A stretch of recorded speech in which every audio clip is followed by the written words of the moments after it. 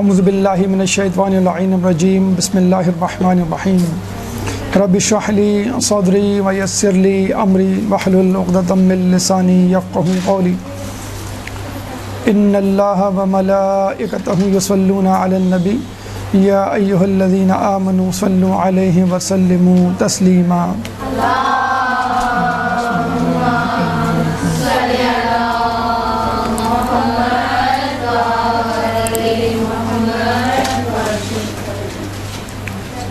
جیسا کہ آپ لوگوں کو معلوم ہے کہ 25 ذی القعدہ وہ تاریخ ہے کہ جس میں اہم واقعات رونما ہوئے اور ان واقعات کی رونما ہونے کی وجہ سے اس کی فضیلت میں اضافہ ہوا اور یہ وہ دن ٹھہرا کہ جس میں روزہ رکھنا تاکیدی مستحب ہے، اور سال کے 4 اہم ایام میں یہ ایک دن ہے کہ جس میں روزہ رکھنے کی بڑی تاکید ہے، جو کہ 70 سال کے گناہوں کا کفارہ ہے اور 70 سال کے روزوں کے برابر ہے، اور روزہ رکھنے والے کے لیے آسمان و زمین کی مخلوق استغفار کرتی ہے۔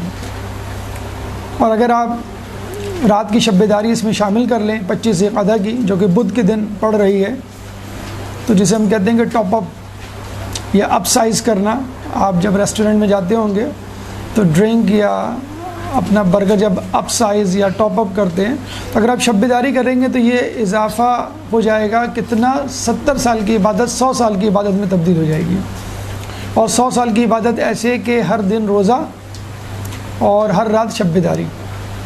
تو یہ بڑا اہم دن ہے کہ جس میں آپ کو اعمال انجام دینے ہیں، روزے کے حوالے سے غسل ہے، 2 رکعت نماز ہے کہ جس میں سورہ شمس 5 مرتبہ ہر رکعت میں پڑھنی ہے چاشت کے وقت، اور 2 دعائیں ہیں، ایک لا حول ولا قوت الا باللہ سے شروع ہوتی ہے اور ایک یا داعی الکعبہ سے شروع ہوتی ہے، اور 5واں عمل ہے زیارت امام رضا علیہ السلام۔ اللہم صلی علی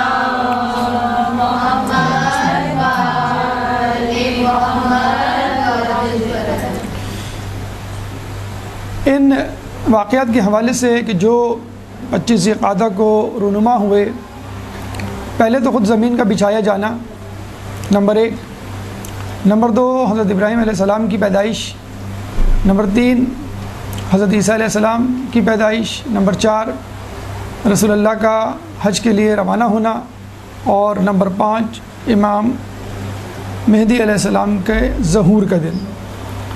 یہ 5 واقعات اس دن رونما ہوئے، اور اس مناسبت سے ہم نے پچھلے سال غالباً حضرت ابراہیم علیہ السلام کی سیرت کے حوالے سے آپ کے سامنے گفتگو پیش کی تھی۔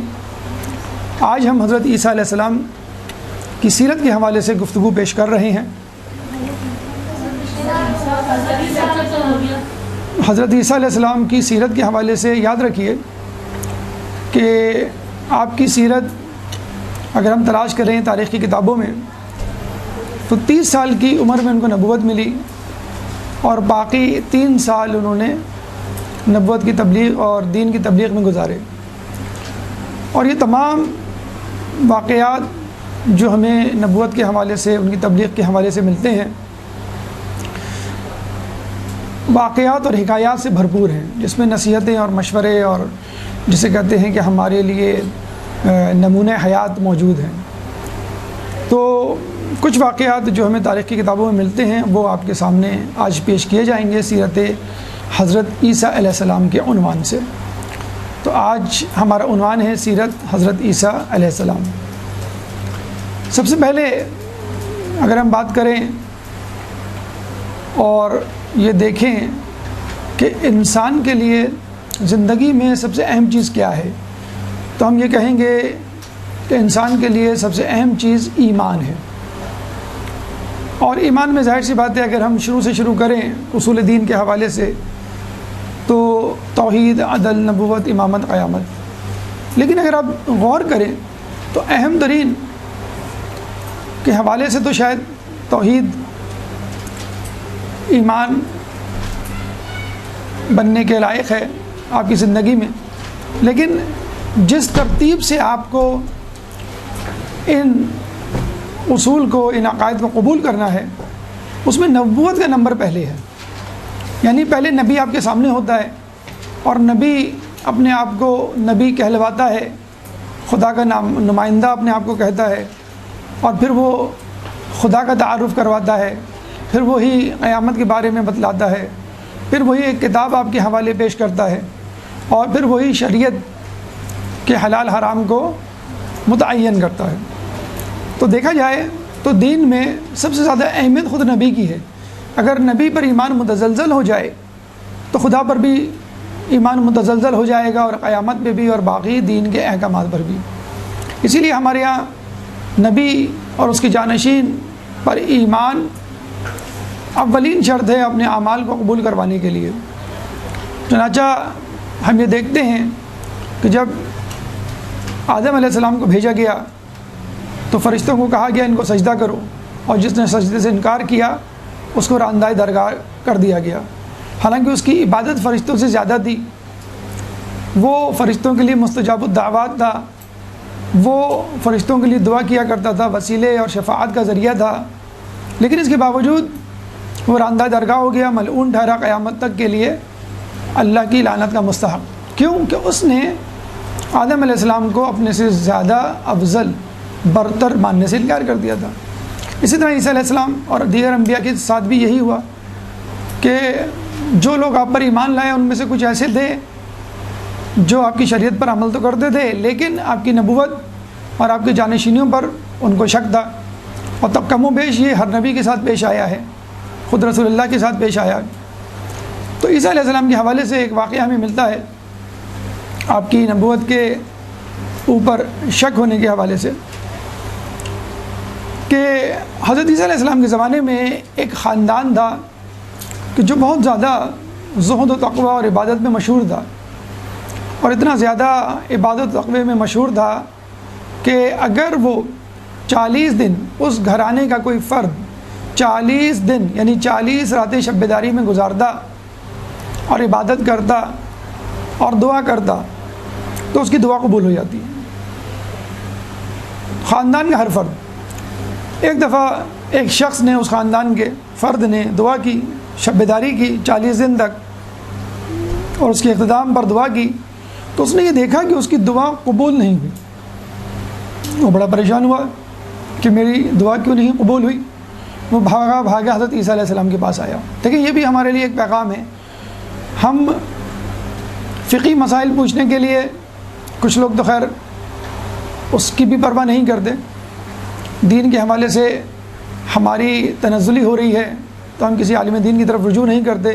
ہاں میڈیکل پوائنٹ آف ویو سے کوئی پرابلم ہو جائے، سر میں درد ہو جائے، بلڈ پریشر ہو جائے، شوگر ہو جائے، ہم فوراً ڈاکٹر کے پاس جاتے ہیں، بخار ہو جائے. لیکن ایمان کے حوالے سے، اسلام کے حوالے سے اگر کوئی خطرہ لاحق ہو تو ہم عالم دین کی طرف رجوع نہیں کرتے.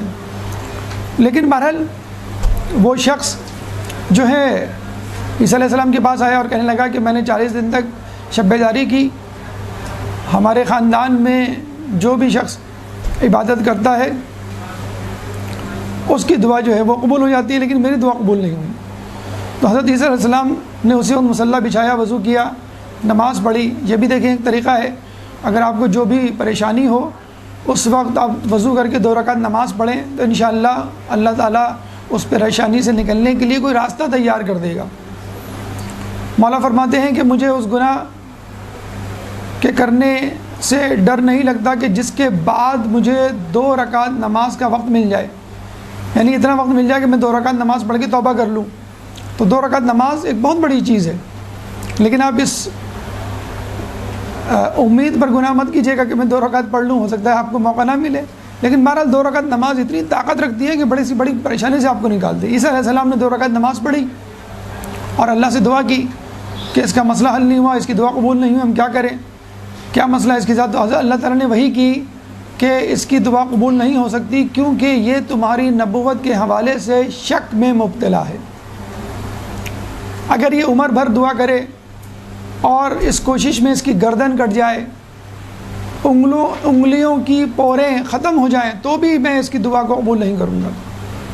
لیکن آپ یہ دیکھیے کہ جب اس شخص نے یہ سنا تو بہت پریشان ہوا، خوف میں مبتلا ہوا اور کہنے لگا عیسیٰ آپ خدا سے دعا کیجئے کہ میرا یہ خوف، میرا یہ شک دور ہو جائے آپ کی نبوت پر۔ کچھ لوگ ہوتے ہیں ہر چیز میں جسے کہتے ہیں کیلکولیشن اور فلسفیکل یا میتھمیٹیکل یا منطقی انداز سے سوچ کر کوئی نتیجہ نکالنے کے خواہ، اور وہ جب نتیجہ نہیں نکلتا تو وہ پریشان ہو جاتے ہیں، بھئی یہ نتیجہ نہیں نکل رہا تو میں کیسے یقین کر لوں۔ جب اس نے یہ سنا تو اس نے کہا عیسیٰ علیہ السلام آپ دوبارہ دعا کیجئے اور کہیے کہ مجھے آپ کی نبوت پہ جو شک ہے اللہ تعالیٰ رفع کر دے اور مجھے آپ پر کامل ایمان ہو جائے۔ اور پھر عیسیٰ علیہ السلام نے اس کے لیے دعا کی اور الحمدللہ اس کا وہ شک دور ہو گیا۔ پھر اس نے دعا کی، اس کی دعا قبول ہو گئی۔ تو ہمیں یہاں سے پتہ چلتا ہے کہ انسان کتنی ہی عبادت کیوں نہ کر لے، اللہ کے منتخب نمائندوں اور بندوں سے اگر اس کو کچھ عار ہے، کچھ اشکال ہے، ان پہ شک ہے، تو اس کی دعا، اس کی عبادت قبول نہیں ہوگی، اس کا ایمان قبول نہیں کیا جائے گا۔ اور یہی بات ہمیں چھٹے امام جعفر صادق علیہ السلام اللہم صلی علی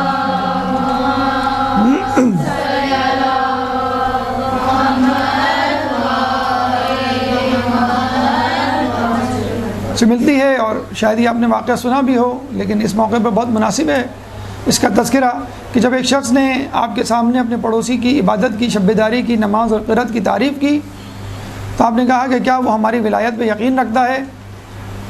تو آپ کے صحابی نے کہا نہیں۔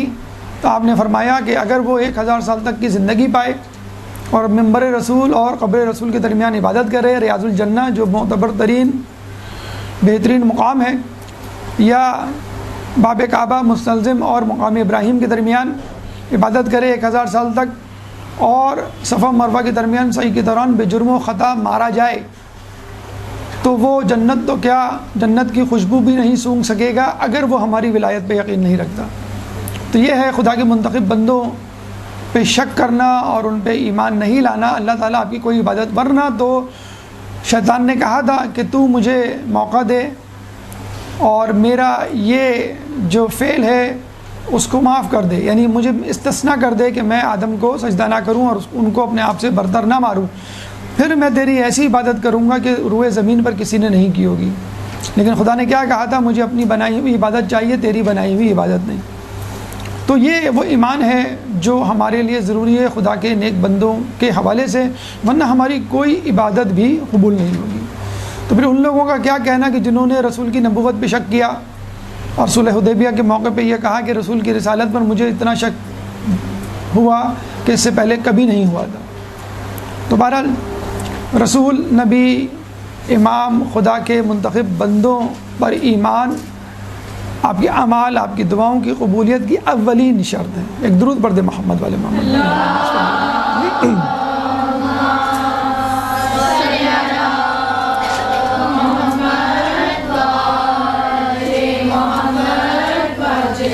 اچھا، اس کی ایک وجہ، بہت ساری وجوہات ہو سکتی ہیں، لیکن ایک ایسی وجہ ہے جو اکثر ہماری زندگی میں آتی رہتی ہے اور ہمارا اس سے واسطہ پڑتا ہے۔ تو اس کو بہت اچھی طرح ذہن میں رکھ لیجئے کہ انسان کس طرح نبوت یا ایمان میں شک کی حالت سے گزرتا ہے۔ اس کی وجہ کیا ہے؟ وجوہات میں سے ایک اہم ترین وجہ خود پسندی۔ ایک واقعہ ملتا ہے کہ حضرت عیسیٰ علیہ السلام اپنے حواری کے ساتھ جا رہے تھے، دریا کے پاس سے گزرے، بسم اللہ الرحمن الرحیم پڑھ کر پورے خلوص کے ساتھ دریا کے پانی پہ قدم رکھا اور چلنا شروع کر دیا۔ ان کے پیچھے ان کا ایک صحابی، اس نے بھی بسم اللہ الرحمن الرحیم پڑھا اور ان کے پیچھے چلنا شروع کر دیا۔ جب وہ ان کے پیچھے چلتا رہا اور ان کے قریب آ گیا تو اس نے کہا کہ عیسیٰ علیہ السلام بھی پانی پہ چل رہے ہیں، میں بھی پانی پہ چل رہا ہوں، تو مجھ میں اور ان میں کیا فرق؟ چنانچہ جیسے ہی یہ خیال اس کے ذہن میں آیا وہ ڈوبنے لگا۔ عیسیٰ علیہ السلام نے ہاتھ پکڑ کے اس کو اٹھایا اور کنارے پہ لے جا کر پوچھا کہ تمہارے ساتھ کیا معاملہ ہوا؟ تو اس نے کہا کہ میرے دل میں یہ بات آ گئی کہ جب عیسیٰ بھی چل رہے ہیں پانی پہ اور میں بھی چل رہا ہوں پانی پہ، تو مجھ میں اور ان میں کیا فرق؟ یعنی میں اور وہ برابر۔ بس یہاں پہ آگے آدمی دھوکہ کھا جاتا ہے۔ اگر اس کے ساتھ کوئی معجزہ، کوئی کرامت، کوئی خواب مثلا آپ کا سچا ثابت ہو جاتا ہے تو آپ سمجھتے ہیں کہ بس میں اب جو ہوں ولی اللہ بن گیا اور میں جو ہوں اللہ کا محبوب بندہ، یا میں حج پہ چلا گیا مثلا، اب جو ہے اللہ میری کوئی دعا قبول رد نہیں کرے گا، ساری دعائیں میری قبول ہوں گی، اور چنانچہ باقی تمام لوگ مجھ سے کم تر، یا آپ کسی مدرسے کی استاد مثلاً اور آپ کی تعریف ہو گئی، اب آپ نے کہا کہ بس اب میں عقل کل ہوں، اب کوئی جو ہے مجھے سمجھا نہیں سکتا، کوئی جو ہے وہ مجھے نصیحت نہیں کر سکتا، یا آپ عالم ہیں، آپ کے علم کی واہ واہ ہونے لگی، ممبر سے جو ہے وہ آپ مشہور ہو گئے، تو آپ نے مجتہدین پر اعتراضات کرنا شروع کر دیا اور خود اپنے فتوے بنا کر لوگوں میں مشہور کرنا شروع کر دیے کہ مجتہدین یہ کہتے ہیں لیکن میں یہ کہتا ہوں۔ تو یہ آپ کے اندر جب کوئی کسی صلاحیت کا ملکہ پیدا ہوتا ہے تو اس کے ساتھ یہ تکبر اور خود پسندی بھی پیدا ہوتی ہے، اور پھر یہ تکبر خود پسندی آپ کو جو ہے مجبور کر دیتی ہے کہ آپ نبی کی، امام کی، یا خود خدا کی خدائی میں شک کریں اور اپنے آپ کو عقل کل سمجھنے لگیں۔ تو یہ صلاحیت دنیاوی اعتبار سے بھی ہو سکتی ہے، یعنی دولت، طاقت، حکمرانی آپ کے اندر گھمنڈ پیدا کر سکتی ہے، تکبر پیدا کر سکتی ہے، پھر آپ نبی تو کیا خدا کو بھی چیلنج کر دیتے ہیں۔ اور یہ چیز علمی دینی اعتبار سے بھی ہو سکتی ہے کہ آپ دیندار اتنے بن جائیں کہ کہیں کہ بھئی مجھ سے بڑا دیندار کون ہوگا، علم حاصل ہو جائے، پھر آپ کہیں مجھ سے زیادہ یا مجھ سے بڑا عالم کون ہوگا۔ تو صلاحیت، خوبی یا کوئی نعمت آپ کو ملے تو تواضع، انکساری پیدا کیجئے، نہ کہ خود پسندی، جو کہ انسان کو اس کی راہ سے ہٹا سکتی ہے۔ اور خود پسندی ہی ہے کہ جو آگے جا کر تکبر کی شکل اختیار کر سکتی ہے۔ دیکھیے سورہ کہف آیت نمبر 110، سورہ کہف قرآن کا 18واں سورہ ہے، چیپٹر 18 ورس نمبر 110۔ اللہ فرماتا ہے قل انما انا بشر مثلکم، کہو کہ میں تو تم جیسا ایک انسان ہوں۔ بس اس پیغام کو لوگوں نے غلط سمجھ لیا کہ ہم جو ہیں وہ رسول جیسے ہیں، یہ رسول ہم جیسے ہیں۔ تو رسول کو اوروں جیسا قرار دینے کا مطلب یہ نہیں کہ بس جس طرح تم غلطیاں کرتے ہو رسول بھی غلطی کرتے ہیں، تم جیسے گناہ کرتے ہو رسول بھی گناہ کرتے ہیں، جس طرح تم اقربا پروری کرتے ہو اس طرح رسول اللہ بھی کرتے ہیں۔ اور پھر لوگوں نے بہت ساری ایسی صفات اور خامیاں اور کوتاہیاں اور گناہ رسول اللہ سے نعوذ باللہ منسوب کی جو عام لوگوں سے ہوتے ہیں، اور پھر جو ہے وہ نبوت پہ شک کر بیٹھے۔ تو اپنے آپ کو رسول جیسا سمجھنا، اپنے آپ کو ولی اللہ سمجھنا، یا اپنے مقام سے برتر سمجھنا، جو انسان کو خود پسندی اور اس کے بعد تکبر میں مبتلا کر دیتا ہے۔ ایک درود پڑھ دے محمد والے محمد۔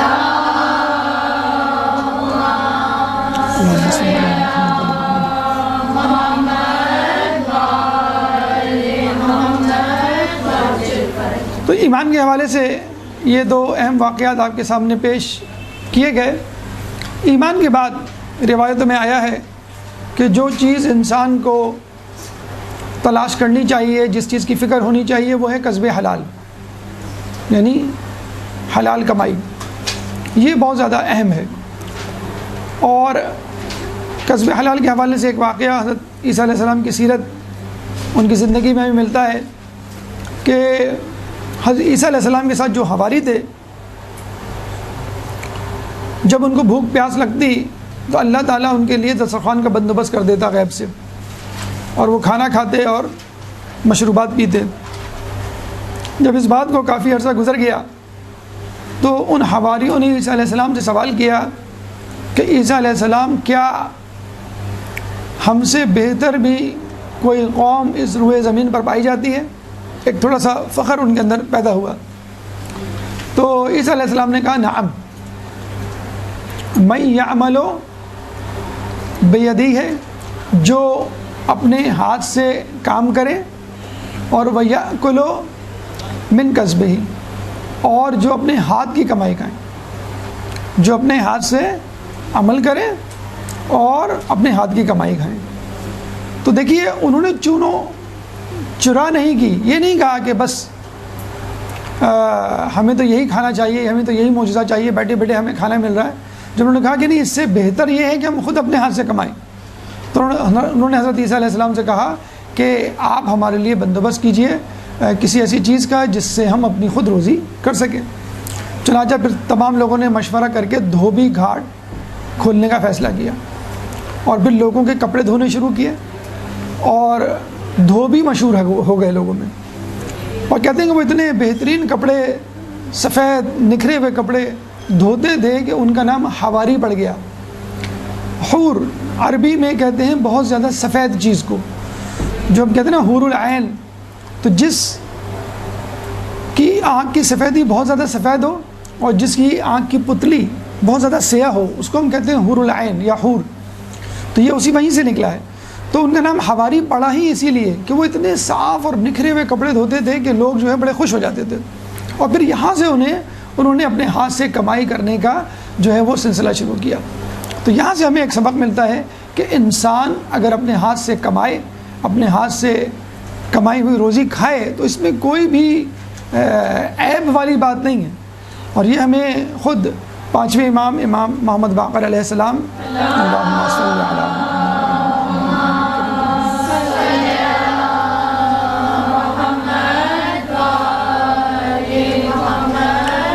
کی زندگی میں ملتا ہے کہ ایک دفعہ وہ کھدائی کا سامان، کھدال بیلچہ وغیرہ لے کے جا رہے تھے، تو ایک دشمن اہل بیت نے ان سے کہا تنزن کہ اہل بیت بھی دنیا کی محبت میں مرے جا رہے ہیں، یعنی آپ بزنس، آپ زراعت، آپ کمائی کی طرف لگ گئے، دنیا داری کی طرف لگ گئے۔ تو امام نے فرمایا کہ میں کیوں نہ ایسا کام کروں جو مجھ سے بہتر لوگوں نے کیا۔ مولا علی کی سیرت میں ملتا ہے کہ یہودی کے باغ کو پانی دیا کرتے تھے، یا رسول اللہ کے بارے میں ملتا ہے اپنے ہاتھ سے کام کیا کرتے تھے۔ تو اپنے ہاتھ سے کام کرنا اور رزق حلال کمانا چندہ بری بات نہیں، یہ بہتر ہے کہ بجائے اس کے کہ آپ بیٹھے بٹھائے کوئی معجزے سے کچھ کھائیں یا لوگوں سے مانگ کر کھائیں۔ مولا علی کوفے کی مسجد میں آتے ہیں، کچھ لوگوں کو عبادت کرتے ہوئے دیکھتے ہیں، پھر شام کو دوبارہ آتے ہیں تو دیکھتے ہیں پھر وہی لوگ وہیں پہ بیٹھے ہوئے ہیں، اسی طرح عبادت کر رہے ہیں۔ انہوں نے پوچھا کہ یہ کون لوگ ہیں؟ تو بتایا گیا کہ یہ کوفے کے عابد ہیں کہ جو دن بھر یہیں بیٹھے رہتے ہیں اور عبادت میں مصروف رہتے ہیں۔ تو مولا نے کہا کہ کیا یہ کچھ کھاتے کماتے نہیں؟ انہوں نے کہا کہ یہ لوگ کھاتے تو ہیں لیکن دوسروں کی کمائی لوگ کماتے ہیں اور ان کو لا کے دے دیتے ہیں اور یہ پھر وہ کھاتے ہیں۔ تو مولا نے کیا کہا کہ ان سے بہتر تو کوفے کے کتے ہیں۔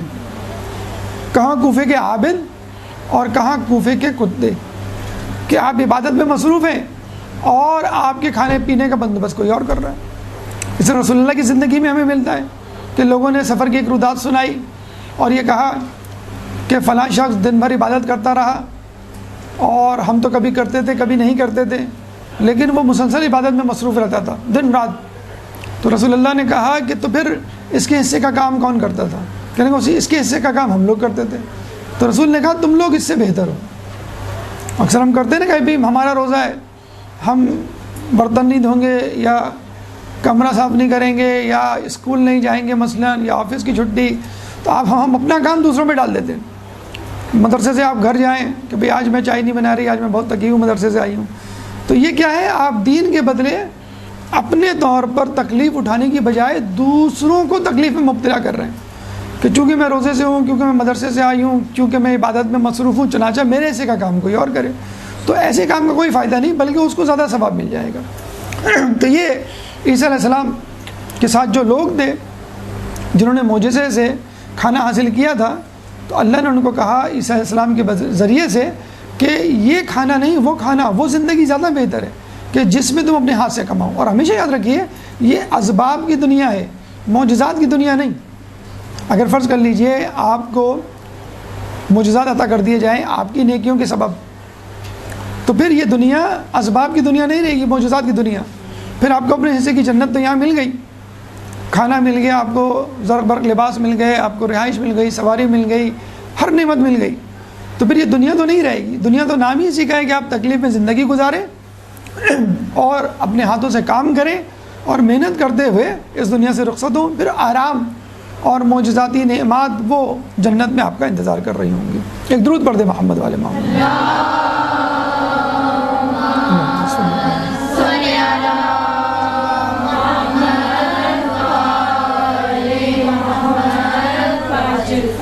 دیکھیے جب آدمی رزق حلال کماتا ہے یا روزگار حاصل کرتا ہے تو اس میں بھی انسان ذرا بے اعتدالی کا شکار ہو جاتا ہے۔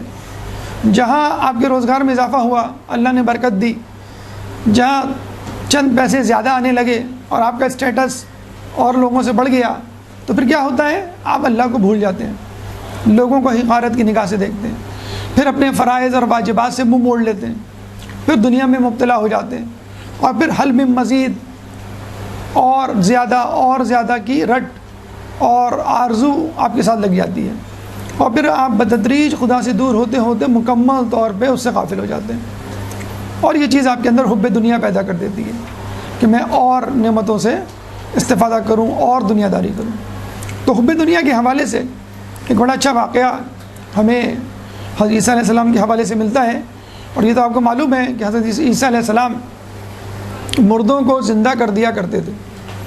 چنانچہ بلازدہ نامی شہر سے وہ گزرے تو وہاں دیکھا کہ تمام لوگ مردہ پڑے ہوئے ہیں، اور ان کے ساتھ حیوانات بھی مردہ پڑے ہوئے ہیں۔ تو عیسیٰ علیہ السلام نے کہا کہ لگتا ہے کہ یہاں پر عذاب آیا ہوگا، اگر یہ لوگ ایک ایک کر کے مرتے تو ایک دوسرے کو دفناتے، لیکن سب ایک ساتھ مرے ہوئے ہیں، حیوانات بھی مرے ہوئے ہیں، اور جو جہاں پر ہے وہاں پہ مرا ہوا ہے، پڑا ہوا ہے۔ اس کا مطلب ہے کہ کوئی عذاب آیا ہے اس بستی پر۔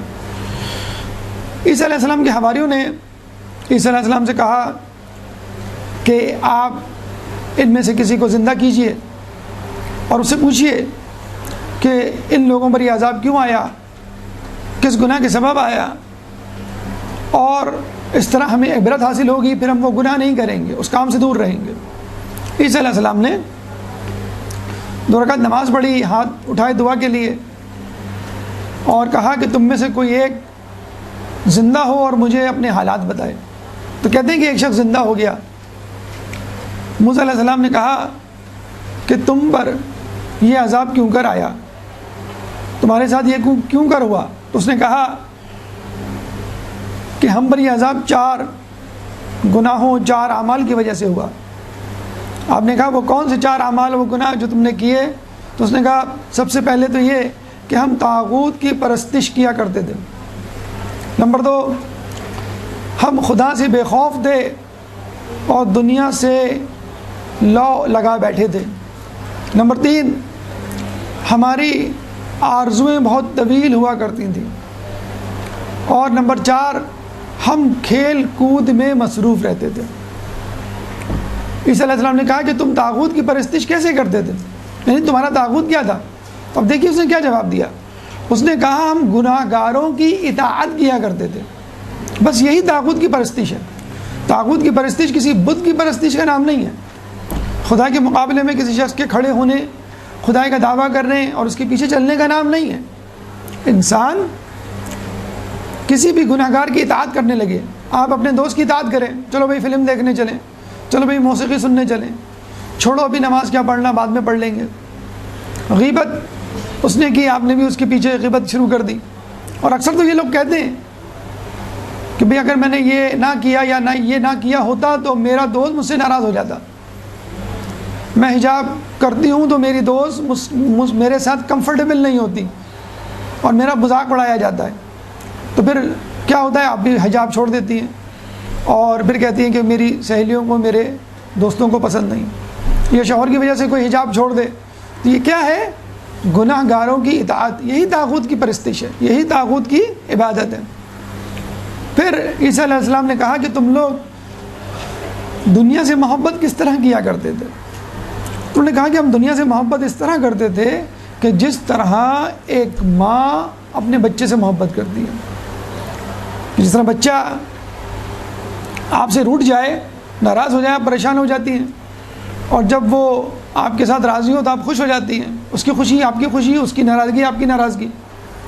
تو جب دنیا ہمارے پاس ہمارے ساتھ ہوتی تھی تو ہم خوش ہوتے تھے، اور جب دنیا ہمارے ہاتھ سے نکل جاتی تھی تو ہم پریشان ہو جاتے تھے۔ لمبی آرزویں اور غفلت، کھیل کود۔ لمبی آرزویں آپ نے دیکھا ہوگا کہ ہماری زندگی مسلسل ایک آرزو پوری ہونے کے بعد پھر دوسری آرزو، پھر تیسری آرزو۔ آپ کے پاس ایک موبائل آتا ہے، پھر دوسرے لیٹسٹ موبائل، پھر تیسرا، پھر چوتھا، اور جیسے جیسے لیٹسٹ موبائل آتے چلے جاتے ہیں آپ اس کے پیچھے بھاگتے رہتے ہیں۔ پھر گاڑی، نئی گاڑی، بڑی گاڑی، لیٹسٹ ماڈل کی گاڑی، گھر، اچھا گھر، اس سے بہتر گھر، ریزیڈنس مضافات میں، پھر شہر میں، پھر دبئی میں، پھر امریکہ، پھر امیگریشن میں ایک طویل دوڑ شروع ہو جاتی ہے آپ کی نا اور پھر غفلت، کھیل کود، تماشے، جس کی آج کل کثرت ہے، انٹرٹینمنٹ جسے کہتے ہیں کہ جس میں آدمی مشغول ہو جاتا ہے اور بظاہر وہ حرام بھی نہیں ہوتے، لیکن آدمی یہ کہتا ہے کہ چلو میں تھوڑا سا اور کھیل لوں، ابھی تو ٹائم ہے نماز میں، ابھی تو قضا ہونے میں ٹائم ہے، اور پھر جو ہے وہ نمازیں قضا ہونے لگتی ہیں، والدہ یا والد بلاتے ہیں، آپ ان کا کہنا نہیں مانتے، تو یہ غفلت کی چیز ہے۔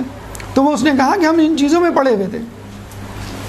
اچھا آپ دیکھیے، آدمی کے جب اچھے دن گزرتے ہیں تو وہ کیا کہتا ہے کہ اللہ مجھ سے راضی ہے، جبھی تو اللہ نے مجھے اتنی نعمتیں دی ہیں۔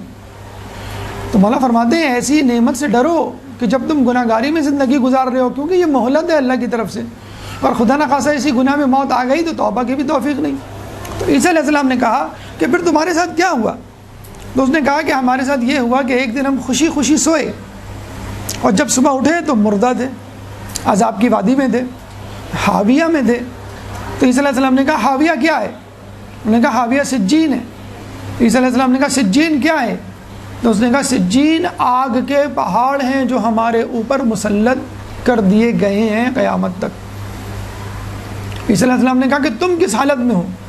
تو اس نے کہا میں اس حالت میں ہوں کہ ایک باریک تار سے لٹک رہا ہوں اور میرے نیچے جہنم ہے کہ جب بھی میں اس تار سے کٹ کے گرا تو مجھے نہیں معلوم میں جہنم میں گروں گا کہ باہر گروں گا۔ پھر عیسیٰ علیہ السلام نے بہت اہم سوال کیا کہ ان تمام لوگوں میں فقط تم نے زندہ ہو کر مجھ سے کیوں کلام کیا؟ یہ ایک فضیلت کی بات ہے کہ عیسیٰ علیہ السلام سے فقط ایک نے پوری وادی میں۔ تو اس نے کیا کہا کہ میں ان لوگوں میں سے تھا مگر گناہ نہیں کرتا تھا، گناہ گار نہیں تھا۔ تو بعد میں پتہ چلا کہ وہ شخص گناہ تو نہیں کرتا تھا ان کی طرح، لیکن ان لوگوں کو گناہوں سے روکتا بھی نہیں تھا، یعنی امر بالمعروف و نہی عن المنکر۔ تو بعض اوقات ایسے لوگوں میں موجود ہوتے ہیں کہ وہ گناہ کر رہے ہوتے ہیں اور یقینی عذاب میں مبتلا ہونے کے مستحق ہوتے ہیں، اور ہم یہ سمجھتے ہیں کہ ہم گناہ نہیں کر رہے چنانچہ ہم بچے میں ہیں۔ تو حکمت کے ساتھ امر بالمعروف و نہی عن المنکر کرنا آپ پہ واجب ہے، چاہے دل سے کریں، چاہے زبان سے کریں، چاہے ہاتھ سے کریں۔ یہ حالات اور آپ کی طاقت اور ایمان پر منحصر ہے، لیکن ان تینوں میں سے کسی نہ کسی ایک درجے پر فائز ہونا ضروری ہے امر بالمعروف و نہی عن المنکر کے حوالے سے۔ تو عیسیٰ علیہ السلام نے اس موقع میں بڑا اچھا جملہ کہا، اور یہ کہا کہ نمک کے ساتھ سوکھی روٹی کھانا اور لکڑی کے بستر پہ سونا بہتر ہے اگر تمہاری دنیا اور آخرت محفوظ رہے۔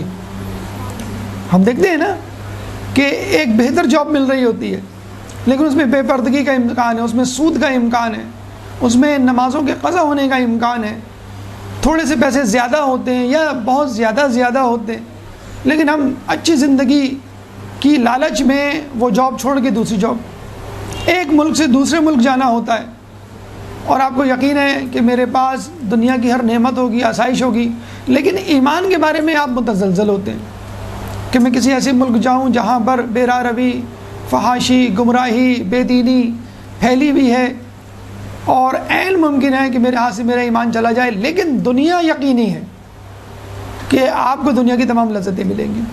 تو بس اس لالچ میں اپنے آپ کو جھوٹا دلاسا دے کر، لوگوں کو تسلیاں دے کر کہ نہیں میرا ایمان سلامت رہے گا، آپ چلے جاتے ہیں، پھر پتہ چلتا دنیا تو مل جاتی ہے۔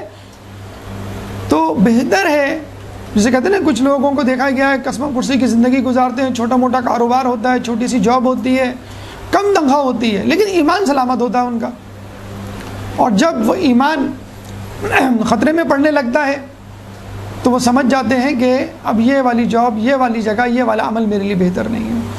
تو عیسیٰ علیہ السلام تو بہت زیادہ احتیاط کی ترغیب دیتے ہوئے نظر آتے ہیں کہ نمک کے ساتھ روٹی اور لکڑی کے بستر، یعنی بغیر گدے کہ آپ بستر پہ سو جائیں، فرش پہ سو جائیں، یہ بہتر ہے بجائے اس کے کہ آپ اپنی دنیا اور آخرت کو خطرے میں ڈالیں۔ اچھا آخرت تو خطرے میں ڈلتی ہے، دنیا بھی خطرے میں ڈلتی ہے۔ ایسے لوگ جو دین و ایمان کی فکر نہیں کرتے اور دنیا کے پیچھے دیوانہ وار بھاگتے ہیں، پھر ان کے حاسدین بھی زیادہ ہو جاتے ہیں، ان کے دشمن بھی زیادہ ہو جاتے ہیں، پھر ان کو خطرات سے بھی زیادہ دوچار ہونا پڑتا ہے۔ کچھ نہیں تو کچھ نہیں، کم از کم دل کا سکون اور چین ان کے ہاتھ سے چلا جاتا ہے۔ ایک ضمیر کی خلیش ہمیشہ کے لیے ان کے ساتھ رہتی ہے جو قبر تک ان کے ساتھ جاتی ہے۔ تو یہ عیسیٰ علیہ السلام کی نصیحت اس بستی کے گناہ گاروں کی رودات سننے کے بعد ہمارے لیے ایک بہت بڑا پیغام ہے کہ ہم بھی قناعت کر لیں، کم تر زندگی پر اکتفا کر لیں، لیکن کسی قیمت پر اپنے ایمان کو خطرے میں نہ ڈالیں۔ ایک درود پڑھ دیں محمد والے محمد۔ اللہم صلی اللہ علیہ وسلم۔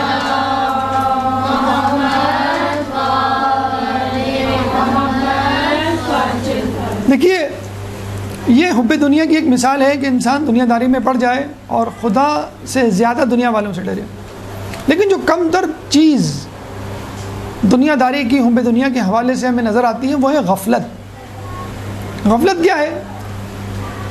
ایسی صورتحال جو آپ کے واجبات سے بے بہرا کر دے، جس کی مشغولیت آپ کو اپنی مصروفیت ذمہ داریوں سے دور کر دے۔ ٹی وی ہے، موبائل ہے، کھیل کود ہے، گپ شپ کی محفلیں ہیں، یہ غفلت۔ تو انسان اگر دنیا داری میں نہیں پڑتا، حب دنیا کا شکار نہیں ہوتا، تو شیطان کم از کم کیا کرتا ہے اس کے ساتھ؟ اس کو غفلت میں مبتلا کر دیتا ہے، وہ غافل ہو جاتا ہے۔ وہ یہ نہیں کہتا کہ میں نماز نہیں پڑھوں گا، وہ یہ کہتا ہے کہ تھوڑی دیر میں پڑھ لوں گا، بعد میں پڑھ لوں گا۔ تو یہ جسے کہتے ہیں کہ غفلت ہے جو شیطان مبتلا کرتا ہے انسان کو۔ کیسے؟ بڑا اچھا واقعہ حضرت عیسیٰ علیہ السلام کے حوالے سے۔ عیسیٰ علیہ السلام اپنے ایک حواری کے ساتھ جا رہے تھے اکیلے، یعنی 2 افراد تھے بس۔ تو ایک جگہ وہ رکے تو انہوں نے دیکھا کہ وہ شخص جو ان کے ساتھ ہے وہ ان کے ساتھ بیٹھتا نہیں ہے، تھوڑی دیر بیٹھتا ہے پھر چلا جاتا ہے، پھر تھوڑی دیر بیٹھتا ہے پھر چلا جاتا ہے، پھر کسی کام میں مصروف ہو جاتا ہے۔ اور عیسیٰ علیہ السلام کو لگتا ہے کہ یہ فضول کام کر رہا ہے۔ یہ بالکل ایسا ہی کہ گھر میں آپ اپنے بیٹے اور اپنے چھوٹے بھائی بہن کے ساتھ بیٹھے ہوئے ہیں اور اس کو پڑھانا ہے آپ کو۔ اچھا، اس زمانے میں باقاعدہ مدرسے، اسکول، کالج تو ہوا نہیں کرتے تھے، تو ہوتا یہ تھا کہ کوئی نبی، کوئی ولی، کوئی استاد، کوئی عالم جس کے ساتھ اب آپ رہتے تھے اور استفادہ کرتے تھے اور علم حاصل کرتے تھے، تو اس کی صحبت، اس کے ساتھ رہنا ہی ایک مدرسہ تھا، ایک اسکول تھا، ایک جسے کہتے ہیں کہ کلاس ہوا کرتی تھی وہ۔ تو عیسیٰ علیہ السلام نے جب یہ دیکھا کہ یہ شخص مسلسل گھوم رہا ہے، ادھر ادھر کچھ چیزیں جمع کر رہا ہے، چن رہا ہے کچھ، تو ان کو بہت غصہ آیا۔ انہوں نے بہت سمجھایا اس کو کہ میرے پاس بیٹھو، لیکن وہ شخص نہیں بیٹھا۔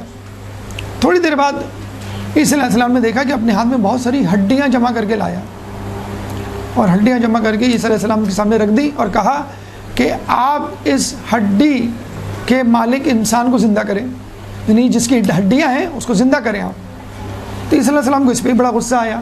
دیکھیں، معجزات اس کو دکھائے جاتے ہیں کہ جو نبی پر یقین نہیں کرتا تو وہ معجزہ طلب کرتا ہے، معجزہ دکھایا جاتا ہے، پھر وہ ایمان لے آتا ہے۔ لیکن اگر کوئی ایمان لے آیا ہو اور پھر بھی کہے کہ مجھے معجزہ دیکھنا ہے، یا تو اس کو آپ کی نبوت پہ شک ہے، یا پھر وہ معجزے کو کھیل تماشا سمجھ رہا ہے۔ یہ جادو، کرتب بازی، سرکس تو نہیں ہے کہ آپ لوگوں کو دکھاتے پھریں اور اپنی واہ واہ کروائیں۔ تو وہ لا کے بیٹھ گیا، اور عیسیٰ علیہ السلام کو بہت غصہ آیا اس بات پر بھی کہ یہ معجزہ کیوں طلب کر رہا ہے، یہ کوئی کھیل تماشا تو نہیں ہے۔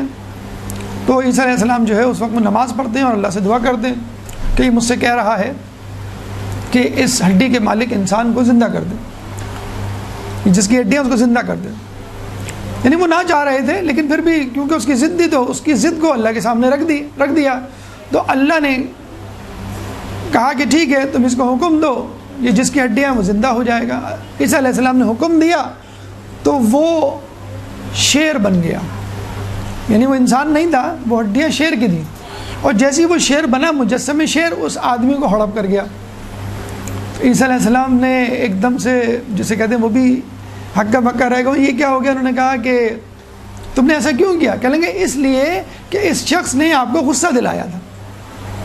دیکھیے، استاد کا احترام، عالم کا احترام، بزرگ کا احترام ہمیں یہاں سمجھ میں آتا ہے کہ ہمارے سامنے والد والدہ بیٹھے ہوں، بزرگ بیٹھے ہوں، عالم بیٹھا ہو، استاد بیٹھا ہو، کوئی بھی قابل احترام شخصیت بیٹھی ہو، اور ہم اکثر دیکھا گیا نوجوان ٹانگ پہ ٹانگ رکھ کے موبائل یا صوفے پہ نیم دراز ہو کے ٹی وی دیکھ رہے ہیں۔ مطلب ایک احترام اور ایک جسے کہتے ہیں ادب اب مفقود ہوتا جا رہا ہے۔ پہلے کیا ہوتا تھا کہ والد صاحب اگر کمرے میں آتے تھے تو بیٹے اس کے صاحبزادے اٹھ کے دوسرے کمرے میں چلے جاتے تھے، اتنا ڈر خوف اور ہیبت ہوا کرتی تھی۔ پھر یہ دور آیا کہ وہ آتے تھے تو آپ اٹھ کے بیٹھ جایا کرتے تھے، ٹی وی کا چینل چینج کر دیا کرتے تھے۔ اب کیا ہوتا ہے، ابو سامنے سے ہٹے، نظر نہیں آ رہا، اب تو یہ کہتے تھے، اور جس طرح بیٹھے ہوئے اسی پوسچر میں بیٹھے رہتے ہیں، باقاعدہ امی کو ابو کو ٹوکنا پڑتا ہے کہ تمہاری پھپھو آئی ہیں سلام کر لو، تمہارے چچا آئے ہیں ان سے ذرا مل لو۔ تو ادب اب آپ یہ واقعہ دیکھیں کہ فقط بے ادبی تھی نا، اس نے یہ تو نہیں کہا کہ میں عیسیٰ کو نہیں مانتا، اس نے کوئی حرام کام بھی نہیں کیا، اس نے ہڈیاں جمع کی، لیکن بے ادبی، بے احترامی، بے وقاتی اور فضولیات میں مشغول رہنا، اپنے آپ کو غفلت میں مبتلا رکھنا، تو وہ اس کو کھا گیا۔ اور عیسیٰ علیہ شیر نے کیا کہا کہ کیونکہ آپ اس سے ناراض تھے اس لیے میں اس کو کھا گیا۔ اگر ہم ہوتے اس کی جگہ کیا کرتے، یا یوں یہ سوال یوں کر لیجئے کہ اس نے ایسا کیوں کیا، تو ہم کہیں گے اس زمانے میں فیس بک نہیں تھا، ورنہ وہ آدمی جو ہے وہ فیس بک یوز کر رہا ہوتا۔ ہم ہوتے اس آدمی کی جگہ تو فیس بک پہ ہوتے، لاگ آن، ٹویٹر پہ ہوتے، یا انٹرنیٹ پہ مصروف ہوتے، یا ٹی وی پہ فیفا دیکھ رہے ہوتے، یا کوئی ریسیپی والا چینل دیکھ رہے ہوتے۔ عیسیٰ علیہ السلام بیٹھے ہوتے، کب یہ فارغ ہوگا، کب وقفہ آئے گا، کب اشتہارات چلیں گے تو یہ میرے پاس آئے گا۔ تو کہنے کا مقصد یہ ہے کہ اس زمانے کی مشغولیات، کھیل تماشے، غفلت کے ذرائع اور دے، آج کل غفلت کے ذرائع اور ہیں، لیکن سزا دونوں کی ایک ہی ہے، بے احترامی، بے ادبی ہی تو ہے، انداز مختلف ہے۔ وہ کسی اور لغو کام میں مصروف تھا، ہم کسی اور لغو کام میں یا لہو و لعب میں مصروف ہوں گے۔ تو ہمیں چاہیے کہ اس غفلت کی زندگی سے باہر آئیں، اپنے آس پاس دیکھیں کیا ذرائع ہیں جن سے ہم نصیحتیں حاصل کر سکتے ہیں۔ جسے کہتے ہیں نا کہ لوگ کہتے ہیں کہ بھئی جب مریں گے، قبر میں جائیں گے، محشر برپا ہوگی تو پھر ہم حساب کتاب دیں گے، تو ابھی سے اس کی فکر کرنے کی کیا ضرورت۔ دیکھا جائے تو بس محشر برپا ہو چکی ہے، آپ کے اعمال لائف جا رہے ہیں، امام کے پاس بھی اور خدا کے پاس بھی، اور جب آپ کی آنکھ بند ہوگی بس سمجھ لیں محشر جو ہے وہ، یہ گھڑی محشر کی ہے، تو عرصۂ محشر میں ہے، پیش کر غافل اگر کوئی عمل دفتر میں ہے۔ سمجھ لیں کہ یہ آپ کا محشر ہے، اور آپ کے پاس جو کچھ بھی اعمال ہیں وہ خدا کے سامنے اس وقت جو ہے وہ پیش ہو رہے ہیں۔ تو غفلت سے بچیے، اس آدمی کی طرح نہ ہو جائیے کہ جو اپنے سامنے بیٹھے ہوئے نبی کی بے احترامی کرتے ہوئے غفلت میں مشغول ہو گیا۔ خود ہمارے گھر میں توضیح المسائل، خود ہمارے گھر میں قرآن مجید، ہمارے گھر میں نہج البلاغہ، کتنے عرصے دھول مٹی میں اڑے پڑے رہتے ہیں، اور غفلت کے ذرائع میں مشغول ہو کے ہم ان کو بھلا دیتے ہیں۔ ایک درود پڑھ دے محمد والے محمد، اللہم صلی اللہ علیہ وسلم۔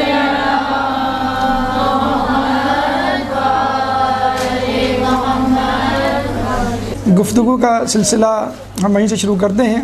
ہم نے یہ کہا کہ جب انسان پر اللہ تعالیٰ اپنی نعمتوں کی برسات کرتا ہے تو وہ بعض اوقات دنیا داری، حب دنیا میں مشغول ہو جاتا ہے، لیکن دنیا میں ایسے لوگ بھی ہیں تو جو دنیا داری میں ملوث نہیں ہوتے، خدا کی نعمتیں بے بہا ہوتی ہیں لیکن وہ اس کی محبت میں گرفتار نہیں ہوتے، اور ایسے لوگ یقیناً ایک خزانے کی مثل ہیں۔ کہتے ہیں کہ عیسیٰ علیہ السلام اپنے حواریوں کے ساتھ سفر پہ جا رہے تھے، تو حواریوں نے یہ نوٹ کیا کہ رستے میں سونا، چاندی، ہیرے جواہرات کے چھوٹے چھوٹے ٹکڑے پڑے ہوئے ہیں، جس سے ان کو شک ہوا کہ یہاں پر خزانہ موجود ہے کہیں آس پاس۔ جیسے گندگی کا ڈھیر ہوتا ہے تو گندگی کے ڈھیر سے پہلے کوڑا کرکٹ اور یہ غلاظت ہمیں نظر آنا شروع ہو جاتی ہے، اسی طرح ان کو سونا چاندی اور اس کے ٹکڑے نظر آئے، تو انہوں نے عیسیٰ علیہ السلام سے کہا کہ ہم یہ چاہتے ہیں کہ یہاں پر موجود خزانے کی کھوج لگائیں، کیا آپ ہمیں اس کی اجازت دیں گے؟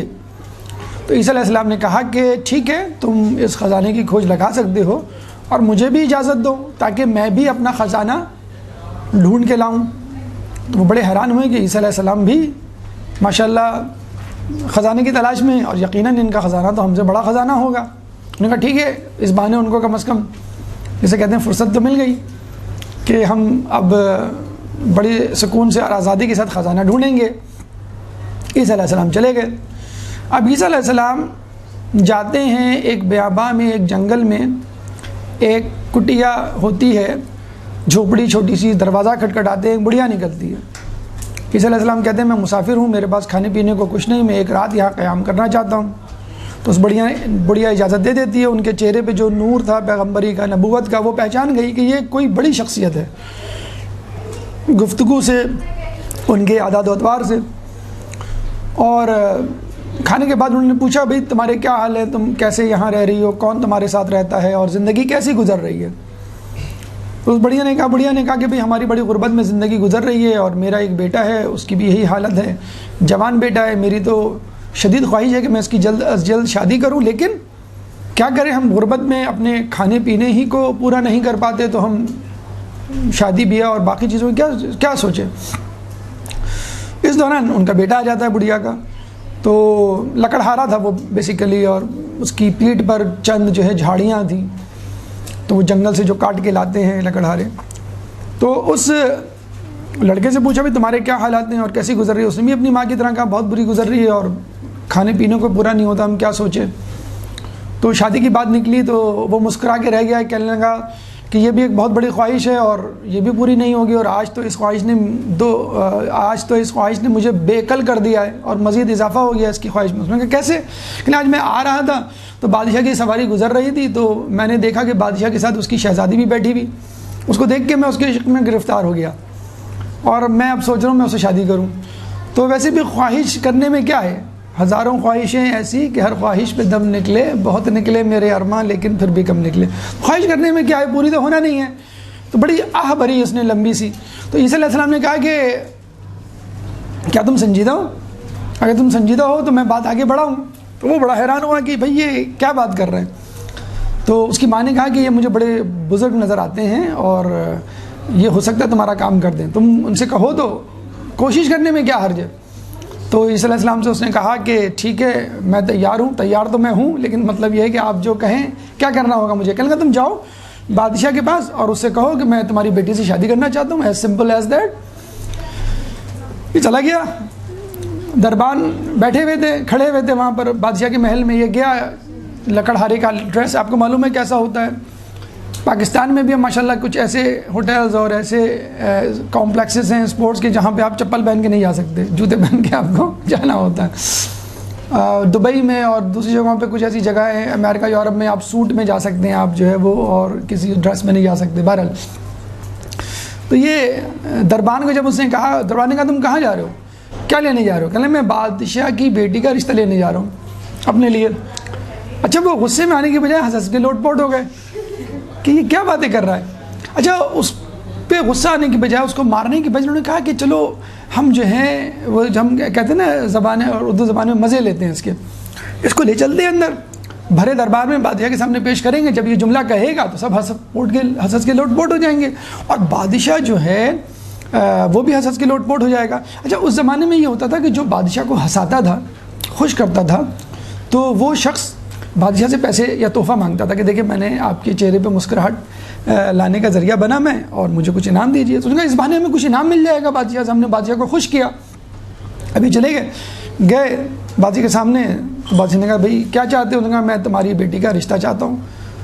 بادشاہ کچھ دیر کے لیے ہکا بکا ہوا، لیکن اس کے ساتھ یہ قہقہ بلند ہوا پورے دربار میں، بادشاہ بھی ہنسنے لگا۔ تو وزیر اعظم نے کہا کہ کوئی بات نہیں، آپ بھی بات کو آگے بڑھائیں اور مزید جو ہے وہ خوش ہوئیے، مزے لیے، مطلب اس شخص کے کیا، اب آپ اس کو کہہ دیں کہ میری بیٹی کا مہر اتنا اتنا اتنا ہے، یہ مہر لا دو تو میں تمہاری شادی کر دوں گا۔ اور مہر کیا تھا؟ 5 تولہ سونا نہیں تھا آج کل کی طرح جو بڑی آرام سے ارینج ہو جائے۔ تو بادشاہ نے کہا بھائی اتنے یاقوت، اتنے سونا، اتنا چاندی، اتنے ہیرے، اتنے یہ، اور اتنی اماؤنٹ بتائی جو خود اس کے خزانے میں نہیں تھی۔ تو وہ بڑی مرضی سے سر ہلا کے چل دیا کہ ٹھیک ہے، اس کے لیے کوئی مسئلہ تھوڑی تھا، اس نے جو ہے وہ ٹینشن نہیں لی، ٹینشن دینے کی لینے کی نہیں۔ تو کیا یہ ٹینشن میں عیسیٰ علیہ السلام کو ٹرانسفر کر دوں گا، وہ جانے ان کا کام جانے۔ تو وہ گیا اور عیسیٰ علیہ السلام سے کہا کہ بھائی میں نے رشتہ مانگا تھا، انہوں نے مہر کی رقم اتنی طے کی ہے کہ کوئی بات نہیں۔ عیسیٰ علیہ السلام نے اپنی ٹینشن خدا کو ٹرانسفر کر دی، اور خدا کے لیے کوئی مسئلہ تھوڑی ہے۔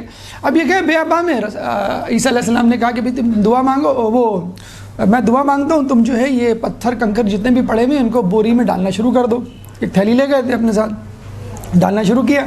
وہ جیسے ہی ڈالتا جاتا وہ پتھر کنکر سونے چاندی ہیرے جواہرات یاقوت میں تبدیل ہوتے جاتے.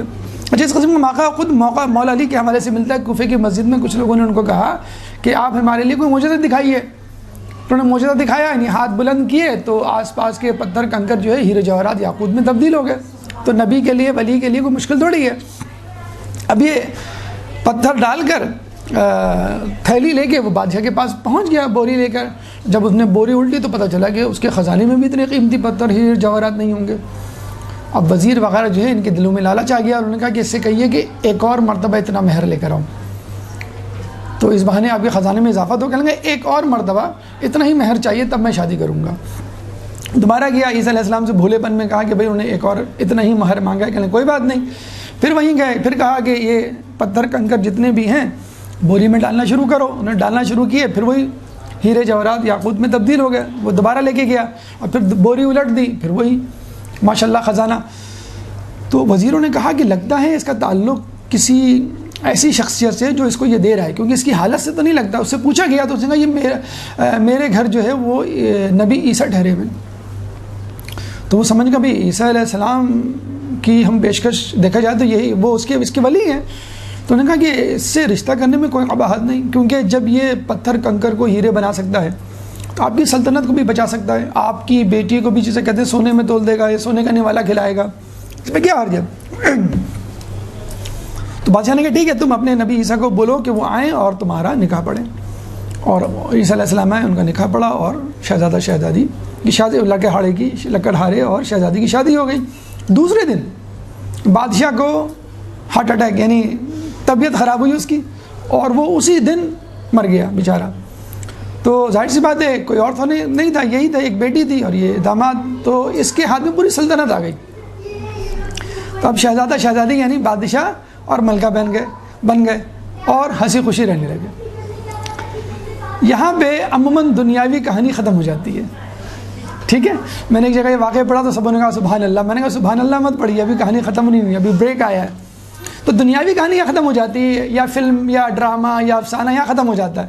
اچھے دن آتے ہیں, اور اچھے دن آنے کے بعد یہی, کیونکہ ہماری منزل اچھے دن ہے نا, پیسہ. اچھے دن کیا مطلب پیسہ. تو شادی ہو گئی, 3 دن بعد عیسیٰ علیہ السلام آئے اس سے ملنے کے لیے. تو شکر ہے کہ اس نے پہچان لیا اور عزت دی, ہاتھ ملایا اور اپنے ساتھ تخت پہ بٹھایا اور بہت شکریہ ادا کیا, مہمان نوازی کی. پھر عیسیٰ علیہ السلام نے کہا اچھا مجھے جانے دو, اب مجھے جانا ہے. تو وہ رخصت کرنے کے لیے ان کو دروازے تک گیا. جیسے ہی پلٹا اس نے کہا عیسیٰ علیہ السلام مجھے آپ سے ایک سوال کرنا ہے, اگر آپ نے اس سوال کا جواب نہیں دیا تو جو کچھ احسانات آپ نے مجھ پر کی ہیں اس کے کوئی معنی نہیں. دیکھیں صاحب معرفت تھا. ٹھیک ہے, تو عیسیٰ علیہ السلام سے اس نے پوچھا کہ آپ مجھے یہ بتائیے کہ آپ نے مجھے 2 دن میں بادشاہ بنا دیا اور آپ خود اتنی سادہ زندگی گزار رہے ہیں, یعنی آپ خود کے نہیں بن جاتے.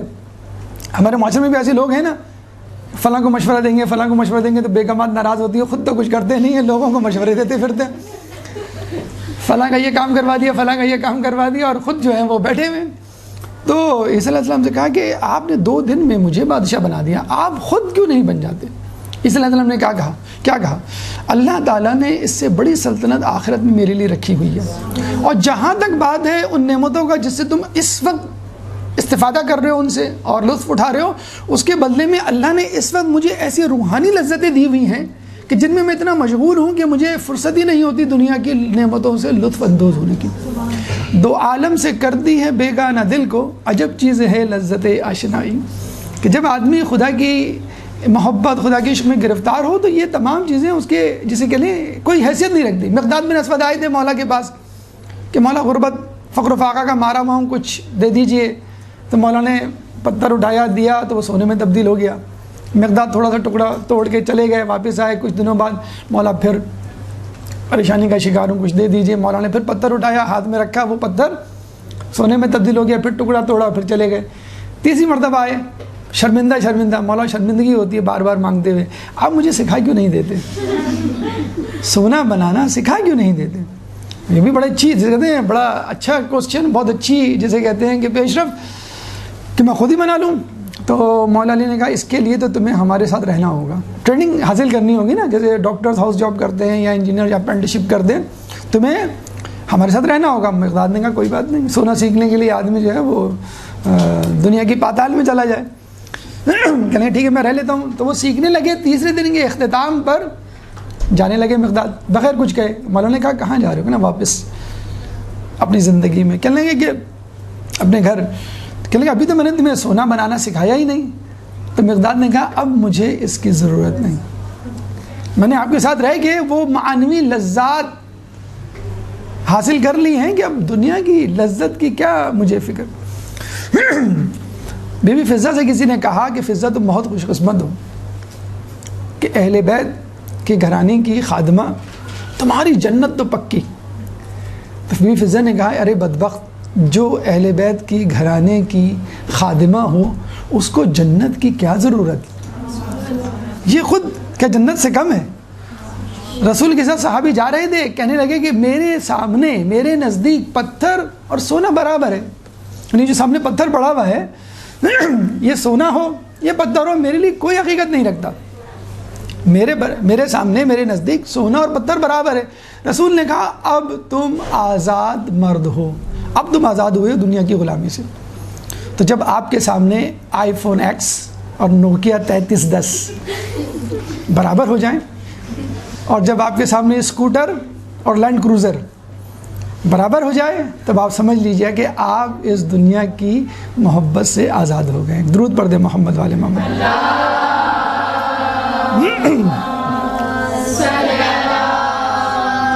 اللہم صلی اللہ۔ اس کے بعد عیسیٰ علیہ السلام اس شخص کو لے کے گئے اپنے ساتھیوں کے ساتھ، ان کو خزانہ تو نہیں ملا، انہوں نے عیسیٰ سے پوچھا آپ کو مل گیا؟ کہنے لگے یہ ہے میرا خزانہ۔ تو ایسے لوگ کسی خزانے سے خود کم نہیں ہوتے۔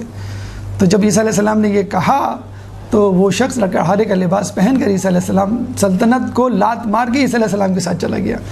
تو جسے کہتے ہیں کہ جب آدمی کو معنویت، آخرت، خدا کی خدائی اور اس کے عشق میں جب وہ مبتلا ہو جائے تو پھر اس کو دنیا کے عشق اور دنیا کی محبت سے کوئی سروکار نہیں ہوتا۔ زلیخا کتنی پاگل تھی یوسف کے پیچھے، اور جب خدا نے کہا یوسف کو بھئی اس کو بلا لو اور اپنے ساتھ رکھو اور اس سے شادی کرو، تو وہ 40 دن تک عبادت میں مصروف ہوئی، اور اس کی عبادت تھی، رکنے کا نام نہیں رہتی تھی۔ یوسف نے کہا کہ پہلے تو تم میرے پیچھے بہت پاگل تھی، اور اب جو ہے جب تم مومنہ ہو گئی ہو، اسلام لے آئی ہو، دین میں داخل ہو گئی ہو، اب تم میری طرف دیکھتی بھی نہیں۔ تو زلیخا نے کیا کہا تھا؟ پہلے میں نے یوسف کو دیکھا تھا، یوسف کے خدا کو نہیں، اب میں نے یوسف کے خدا کو دیکھ لیا ہے۔ تو جب خدا کو دیکھ لے تو پھر خدا کی مخلوق سے انسان جو ہے وہ بے نیاز ہو جاتا ہے۔ ایک درود پڑھ دے محمد والے محمد۔ اللہم صلی اللہ۔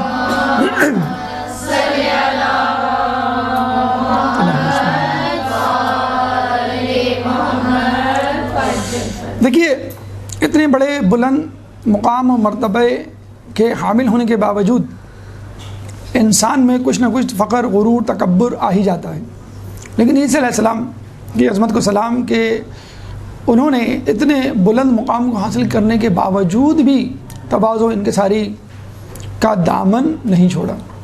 کہنے لگے اپنے ساتھیوں سے کہ آج میں ایک اہم کام کرنے جا رہا ہوں۔ تو لوگوں نے کہا کہ بالکل آپ کیجئے، ہم آپ کے ساتھ ہیں۔ تو ایک بڑے مرتبات میں پانی لے کر آئے اور اس پانی سے اپنے حواریوں کے پاؤں دھونے لگے۔ حواری اتنے پریشان، اتنے شرمندہ کہ آپ یہ کیا کر رہے ہیں، آپ نبی ہیں، ہم آپ کے حواری ہیں، آپ ہمارے پاؤں دھو رہے ہیں۔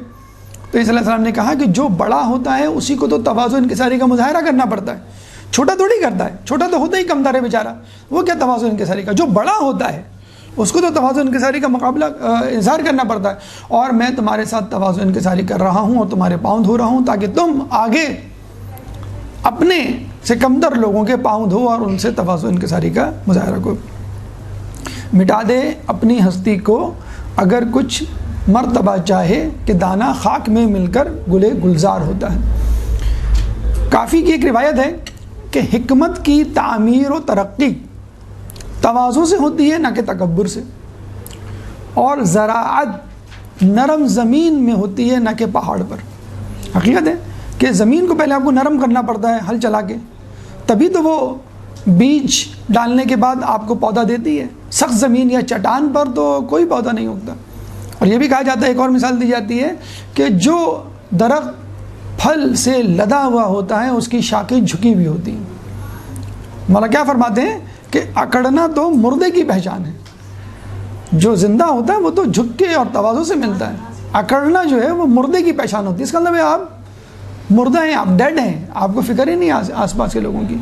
تو جھکاؤ اور جھکنا جو ہے، جسے کہتے ہیں نا کہ سراہی سرنگوں ہو کے بھرا کرتی ہے پیمانے۔ تو تواضع انکساری کہتے ہیں کہ آدمی کو اللہ تعالیٰ ہر نیکی کی توفیق دیتا ہے، نماز کی، روزے کی، عبادت کی، شب داری کی، اور لوگوں سے اچھے حسن اخلاق کی، لیکن تواضع کی توفیق اللہ نہیں دیتا۔ تواضع کو خود پیدا کرنا پڑتا ہے، یہ واحد نیکی ہے جسے آپ کو خود کیوں آپ کو گرانا پڑتا ہے نا۔ اللہ آپ کو گرائے گا تو یہ تو آپ کی خود نفس کی جو جنگ ہے اس کے خلاف ہے، آپ نفس سے جنگ تھوڑی کریں گے، خود گرا رہا ہے ایک شخص۔ لیکن خود گرنا، بھائی دیکھیں نا کہ ایک آدمی آپ کو اپنی خدمت پر مجبور کرے کسی خوف میں مبتلا رکھ کر تو ایک الگ بات ہے، لیکن آپ خود سے اس کی خدمت کریں، تواضع کریں، اپنے آپ کو کمتر ظاہر کریں، یہ آپ کو تواضع جو ہے وہ خود پیدا کرنا پڑتا ہے۔ تو یہ کہنا کہ بھئی میں بڑا ہوں یا بڑی مسند پہ فائز ہوں، مقام و مرتبے کا حامل ہوں، میں کیسے کروں، میں کیوں اس کو سلام کروں، میں کیوں اپنی غلطی کی معافی مانگوں، جو ہمارے ہاں ایک تکبر کا، تو اس کو چھوڑ کر اس تواضع انکساری کو اپنائیے کہ خود ہمیں چھٹے امام سے ملتا ہے کہ اگر ایک شخص کسی دوسرے سے ملنے جاتا ہے اور اس سے جس سے لڑائی ہے اپنی غلطی کی معافی مانگتا ہے، حالانکہ غلطی اس کی نہ ہو دوسرے کی ہو، تو اس پہ جنت واجب ہو جاتی ہے۔ ہم کہتے ہیں نا اکثر غلطی میری تھوڑی، غلطی تو اس کی، وہ فون کرے، وہ مجھ سے معافی مانگے، تو کہتے ہیں اگر آپ خود مانگ لیں تو آپ پہ جنت واجب ہو جاتی ہے۔ تو یہ وہ ہے تواضع انکساری جو عیسیٰ علیہ السلام نے روا رکھی۔ ایک اور واقعہ میں تواضع انکساری کے حوالے سے ملتا ہے۔ دیکھیے شیطان کی یہ پوری کوشش ہوتی ہے کہ آپ کو نیکیوں سے دور رکھے، لیکن جب آپ نیکیاں کرتے چلے جاتے ہیں تو شیطان آپ کو اپنی نیکیوں کے تکبر، جسے کہتے ہیں عجب، اپنی نیکیوں پر گھمنڈ، اس میں مبتلا کر دیتا ہے۔ بعض اوقات تو یہ بھی لکھا ہے، علماء نے کہا ہے کہ بعض اوقات وہ آپ کو نماز شب کے لیے اٹھاتا ہے، آپ کے لیے نیکیاں آسان کرتا ہے۔ جب آپ نیکیاں کر لیتے ہیں تو اسی نیکی پر گھمنڈ کرنے لگتے ہیں، جب گھمنڈ کرتے ہیں تو پھر آپ شیطان کے برابر پہنچ جاتے ہیں۔ تو ابلیس جس نے گھمنڈ کیا تھا اپنی نیکی پر، وہی حربہ لے کر آیا، وہی مکروہ قبیح فعل عیسیٰ علیہ السلام کے پاس، اور کہنے لگا آپ تو بڑے عظیم پیغمبر ہیں کہ جو بن باپ کے پیدا ہوئے، کوئی پیغمبر ایسا پیدا نہیں ہوا۔ تو عیسیٰ علیہ السلام نے کہا کہ سب عظمت، ساری عظمت اللہ کے لیے ہے کہ جس نے آدم علیہ السلام کو بن باپ اور بن ماں کے پیدا کیا، میرا مرتبہ تو آدم سے بھی کم ہے اور عظمتیں تو اللہ کے لیے ہیں۔ پھر شیطان نے کہا تو آپ وہ عظیم پیغمبر ہیں کہ جس نے گہوارے میں کلام کیا ہے نا، کہ قال انی عبداللہ آتانی الکتاب وجعلنی نبیہ۔ تو عیسیٰ علیہ السلام نے کہا کہ تمام عظمت اللہ کے لیے ہے کہ جس نے مجھے قوت گویائی دی، اگر وہ چاہتا تو مجھے گونگا پیدا کرتا، میں بولنے کی صلاحیت نہیں رکھتا۔ پھر شیطان نے کہا آپ تو وہ ہیں جو پرندے، مٹی کے پرندے پر پھونک مارے تو وہ پرندہ حقیقت میں پرندہ بن کے اڑ جائے۔ انہوں نے کہا کہ تمام عظمتیں اللہ کے لیے ہیں کہ جو اس تمام کائنات کا خالق ہے۔ پھر شیطان نے کہا کہ آپ تو وہ ہیں کہ جو مردہ کو زندہ کر دیں۔ تو عیسیٰ علیہ السلام نے کہا تمام عظمتیں اللہ کے لیے ہیں کہ جو انسان کو پیدا کرتا ہے، پھر مارتا ہے، پھر دوبارہ پیدا کرتا ہے۔ تو اس نے کہا شیطان نے کہ ایک وقت آئے گا کہ آپ لوگوں میں روزی تقسیم کریں گے۔ تو عیسیٰ علیہ السلام نے کہا کہ تمام تعریفیں اللہ کے لیے ہیں اور وہ تمام خامیوں کوتاہیوں سے منزہ ہے۔ پھر کہتے ہیں کہ شیطان ایک چیخ مار کے بھاگا، جیسی بھاگا پھسلا اور ایک نالے میں جا کے گر پڑا۔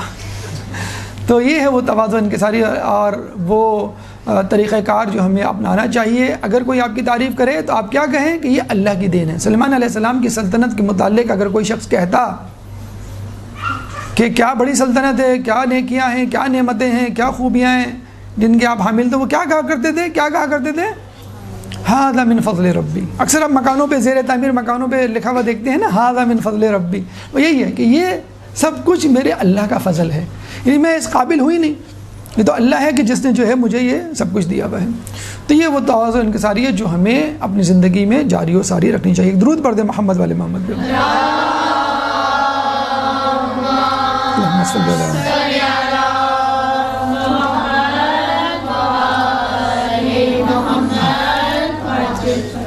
اچھا اس حوالے سے ہمیں ایک واقعہ ملتا ہے امر بالمعروف و نہی عن المنکر. جیسے ہم نے کہا کہ انسان جو ہے بعض اوقات اپنی زندگی میں گمراہی کا شکار ہو جاتا ہے تو کیا طریقہ کار ہو. جیسے ہم نے کہا غفلت کا شکار ہو جاتا ہے, حب دنیا کا شکار ہو جاتا ہے. اور وہ شخص جس کو زندہ کیا تھا اس نے کیا کہا تھا کہ میں بھی ان میں سے تھا, گناہ نہیں کرتا تھا لیکن ان کو منع نہیں کرتا تھا. امر بالمعروف و نہی عن المنکر.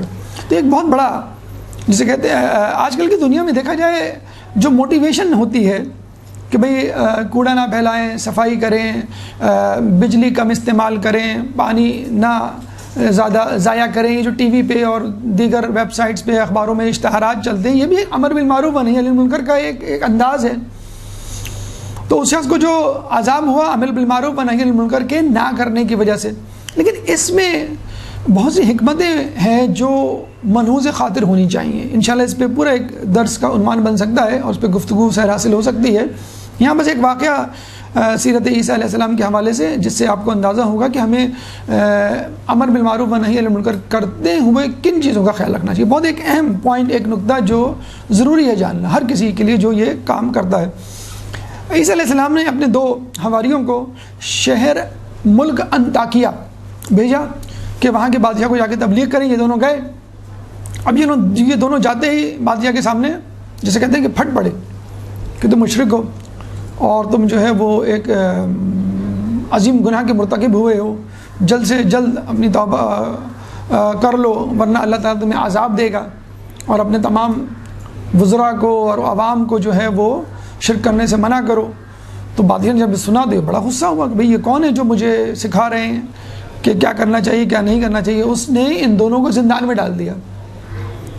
تو جب عیسیٰ علیہ السلام کو پتہ چلا تو اپنے جانشین شمعون کو ان کے پاس بھیجا کہ تم جا کے حکمت سے ان کو چھڑا کے لاؤ اور بادشاہ کو تبلیغ کرو. اب یہ گئے, ان کا انداز دیکھیے اب کہ انہوں نے کس طرح سے تبلیغ کی.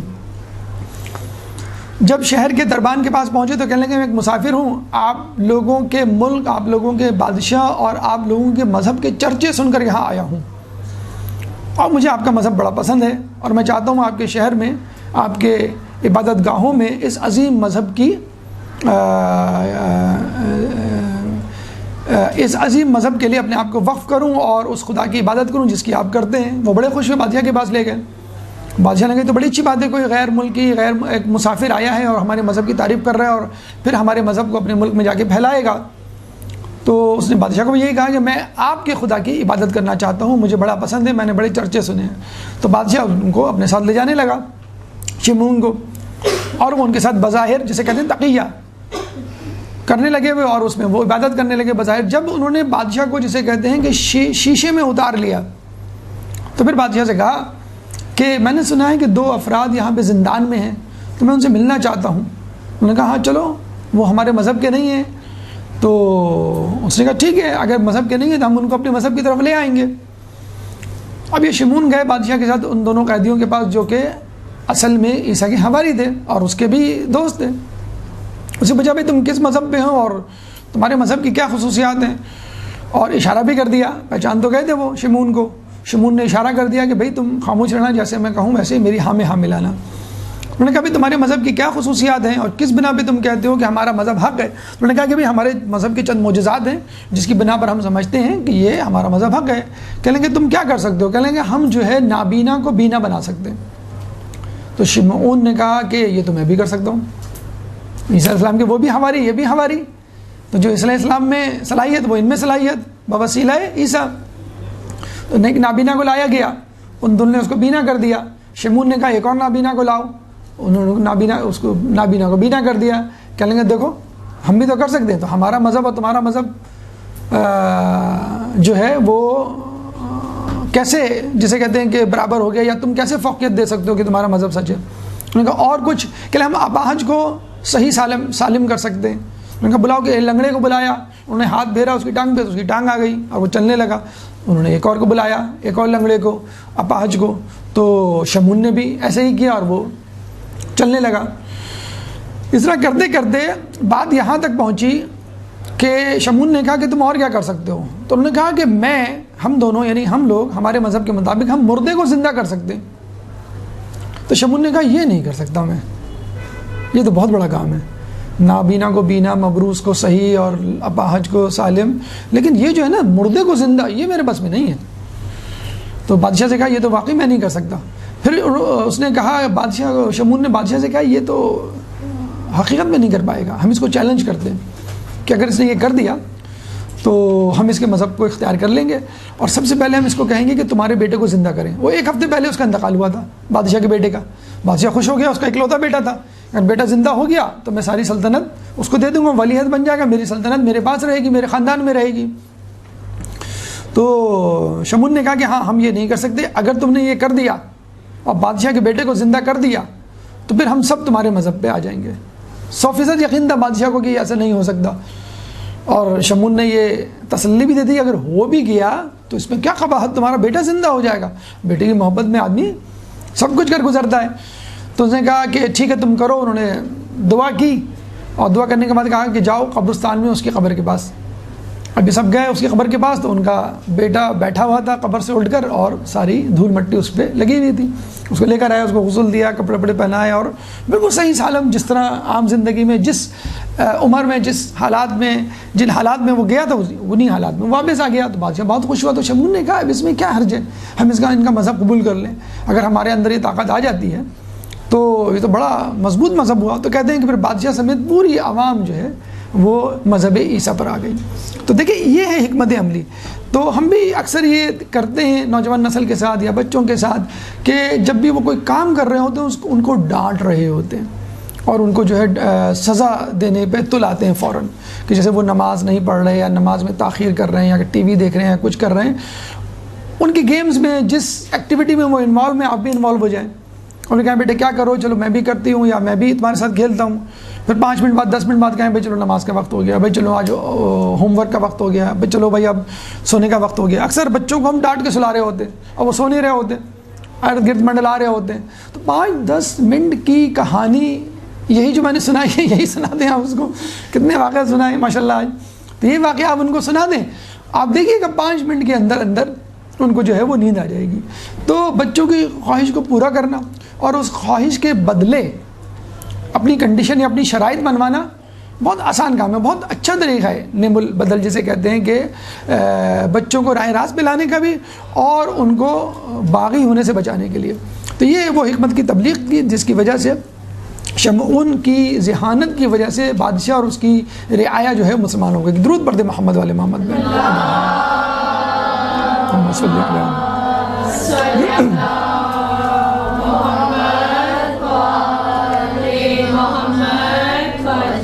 دیکھیے ہمارا یقین ہے، ہمارا ایمان ہے کہ انبیاء کے ہاتھوں سے سرزد ہونے والے معجزے اور انبیاء کی سیرت کے نمونے تمام کے تمام ائمہ اہل بیت کی زندگی میں شامل ہیں۔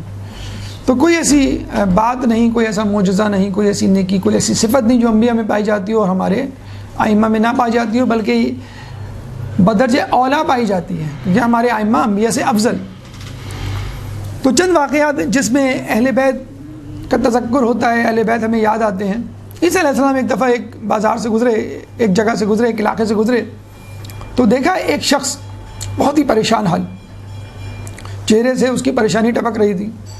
تو اس سے پوچھا تم کیوں پریشان ہو؟ تو اس نے کہا کہ مجھے جہنم کے عذاب کے خوف نے اس حالت سے دوچار کر دیا ہے، میں بہت خوفزدہ ہوں کہ اللہ مجھے جہنم کی آگ میں نہ جلائے، اس لیے میں پریشان ہوں۔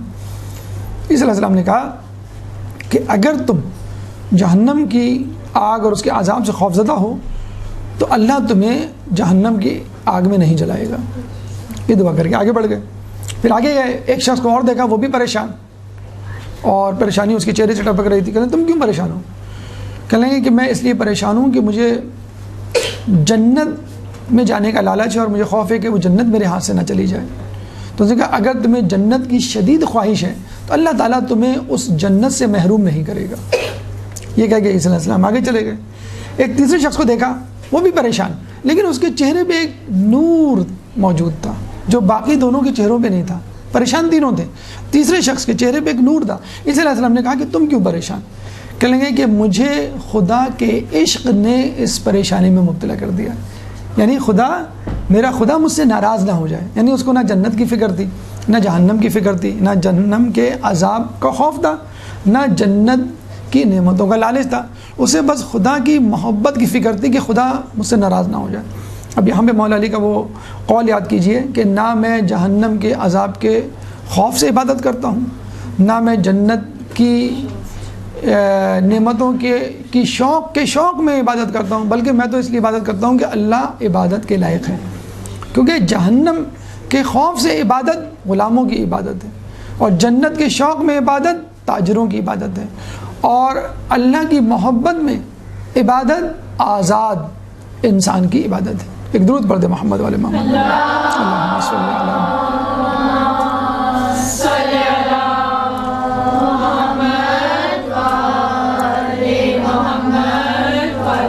ایک دفعہ عیسیٰ علیہ السلام اپنے حواریوں کے ساتھ مسافرت میں تھے کہ کربلا کے میدان سے گزرے. کہتے ہیں کہ ان کو نہیں معلوم تھا کہ کون سی جگہ ہے، کیا ہے. ایک شیر ان کے سامنے آ گیا اور آ کے کھڑا ہو گیا.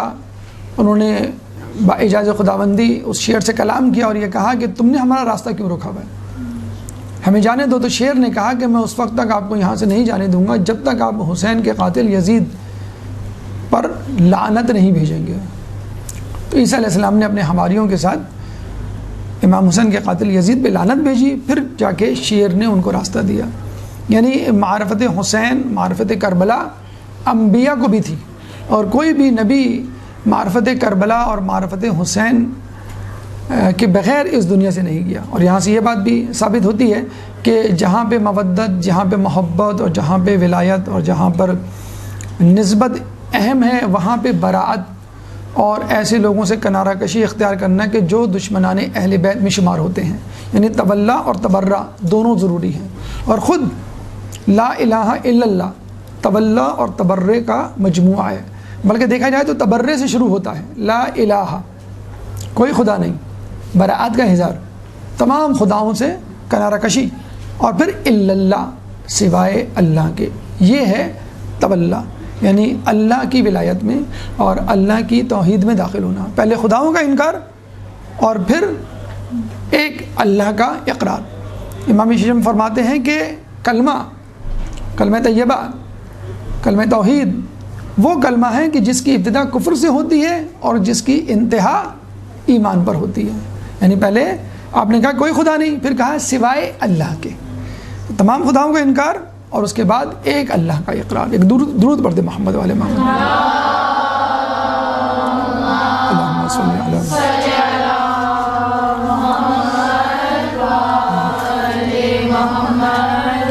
لیکن عیسیٰ علیہ السلام کی شخصیت اس حوالے سے بھی ہمارے لیے ضروری ہے کہ جب امام کا ظہور ہوگا تو عیسیٰ علیہ السلام کا نزول ہوگا، اور اس کا انتظار خود عیسائی دنیا بھی کر رہی ہے، لیکن ایک مختلف انداز سے. جس طرح ہم کر رہے ہیں کہ امام زمانہ رہبر ہوں گے اور باقی پیش ان کے پیروکار عیسیٰ علیہ السلام سمیت، جبکہ وہ یہ سمجھ رہے ہیں کہ عیسیٰ علیہ السلام رہبر ہوں گے، باقی سب چاہے وہ امام مہدی کیوں نہ ہو وہ ان کے پیروکار ہوں گے. تو یہاں یہ بات سمجھ لینا ضروری ہے، اور اس کی خبر خود عیسیٰ علیہ السلام نے دی کہ میرے بعد ایک نبی آئے گا جس کا نام احمد ہوگا، اور جس کی نسل سے آخری بیٹا مہدی اس دنیا میں ظہور کرے گا، جو اس دنیا کو عدل سے اس طرح بھر دے گا جس طرح وہ ظلم سے بھری ہوئی ہوگی. اور جب وہ ظہور کرے گا تو میں اس کے ساتھ نزول کروں گا اور اس کے ساتھ اس دنیا کو عدل سے بھرنے میں اس کی مدد کروں گا. یعنی عیسیٰ علیہ السلام مہدی علیہ السلام کے ناصروں میں سے ایک ناصر ہوں گے. ایک درود پڑھ دے محمد والے محمد.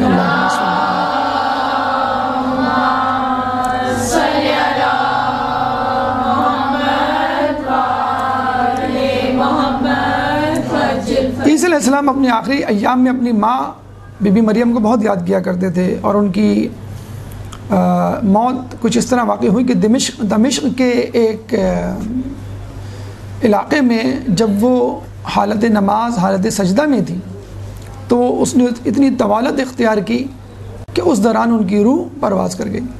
اور جب اپنی ماں کو روزے افطار کے وقت اٹھانے کے لیے گئے تو پتہ چلا کہ ان کی ماں جو ہے وہ خالق حقیقی سے جا ملی ہیں۔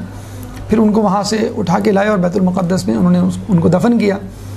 کہتے ہیں کہ بی بی مریم علیہ السلام کو عیسیٰ علیہ السلام نے اپنے خواب میں دیکھا تو پوچھا کہ آپ کے کیا حال ہیں؟ تو مریم علیہ السلام نے کہا کہ مجھے اللہ نے تمام نعمتیں دی ہوئی ہیں سوائے 2 نعمتوں کے جو مجھے دنیا میں تو میسر تھی، یہاں نہیں، گرمیوں کے روزے اور سردیوں کی نماز شب۔ ہم بڑے مزے سے کہتے ہیں کہ گرمیوں کے روزے کب ختم ہوں گے، سردیوں میں آئیں تاکہ ہم آرام سے روزے رکھیں، اور اللہ تعالیٰ کاش سردیوں میں نماز فجر یا نماز شب نہ رکھتا کہ ہمیں اٹھنے میں جو ہے وہ مشکل پیش آتی ہے۔ مولا فرماتے ہیں کہ جس کام کو کرنے میں تمہیں اپنے نفس کو تیار کرنا پڑے، مجبور کرنا پڑے، وہی حقیقی نیکی ہے۔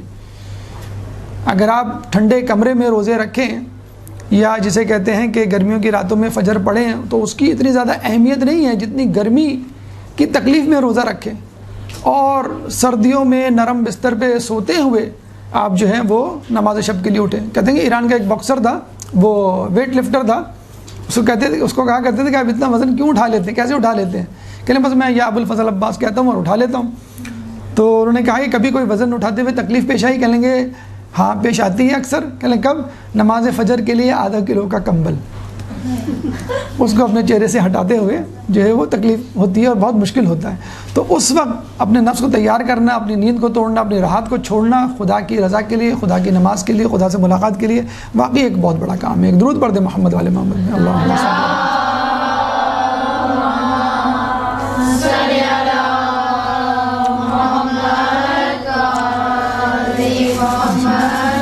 کہتے ہیں کہ عیسیٰ علیہ السلام کے جب پیروکاروں میں بہت زیادہ اضافہ ہونے لگا اور لوگ جوک در جوک ان کے مذہب میں داخل ہونے لگے تو اس زمانے میں روم کے بادشاہ کے کان کچھ یہودیوں نے بھرے کہ یہ شخص بڑا مشہور ہوتا جا رہا ہے، اس کے پیروکاروں میں اضافہ ہوتا جا رہا ہے، عنقریب یہ تمہاری جگہ لے لے گا اور بغاوت کر دے گا، چنانچہ اس کو قتل کر دو۔ تو روم کے بادشاہ نے کچھ سپاہیوں کو بھیجا کہ وہ عیسیٰ علیہ السلام ان کے حواریوں کو پکڑ کے لائیں۔ عیسیٰ علیہ السلام اپنے 12 حواریوں کے ساتھ جاتے ہیں کسی مقام پر ایک گھر میں، اور وہاں یہ اعلان کرتے ہیں کہ آج شب میں پرواز کر جاؤں گا اور تمہیں میرے دین پر چلنا ہے اور اس کو پھیلانا ہے، اور پھر یہ بھی اعلان کر دیتے ہیں کہ میرے بعد 8 افراد منحرف ہو جائیں گے، 4 افراد میرے دین پر رہیں گے، اور یہ وہ لوگ ہوں گے جو میرے بنائے ہوئے جانشین شمعون کو اپنا ولی اور اپنا حاکم تسلیم کریں گے۔ اور ایک شخص کے بارے میں کہا کہ یہ کافر ہو جائے گا، اور کہتے ہیں کہ یہودا سخرایوتی ان کا ایک حواری تھا جو بعد میں چند ٹکڑے چاندی کے عوض بک گیا تھا، اور اس نے عیسیٰ علیہ السلام کی زندگی کا سودا کر ڈالا تھا۔ اور کہتے ہیں کہ وہ مکان سے باہر نکلا چپکے سے، اور بادشاہ کی سپاہیوں کو جو آس پاس موجود تھے یہ کہا کہ عیسیٰ علیہ السلام اندر اس گھر میں موجود ہیں۔